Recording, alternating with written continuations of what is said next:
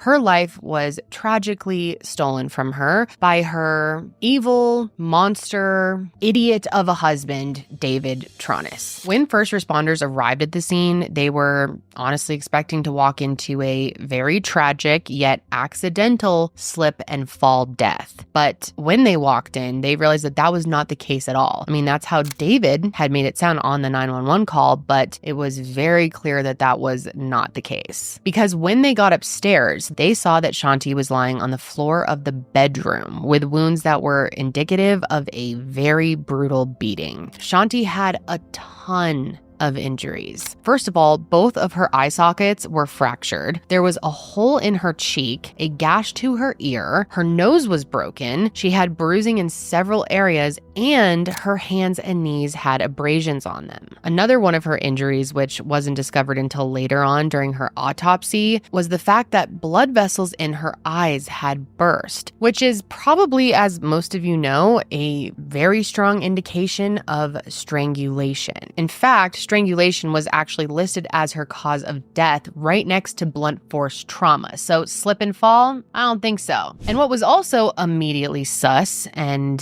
one of the many reasons why David is such a goddamn idiot, is the fact that Shanti was completely dry. And everything was dry. The bathtub was dry, the floor was dry, there was no water anywhere. If she had slipped in the shower, you would expect her to be soaking wet, right? You'd expect there to be water on the floor. You'd expect, of course, the shower to be wet. You would expect David to be wet, considering he pulled her out of the shower. No, everything was dry. And so, of course, it doesn't take a rocket scientist to realize that he is lying and this is a homicide. And that's exactly how they treated it right from the start. And so that evening, David was asked to come into the Orlando Police Department's headquarters, and he did so willingly. He wasn't under arrest, which he was made well aware of. And for the next 14 hours, he sat in an interrogation room and answered questions about what happened. And honestly, he was seemingly very cooperative. He consented to them taking photographs of his body to look for defensive injuries, and even willingly gave them DNA swabs. But that cooperation did not make him innocent, of course, and what he said in the interrogation proved that.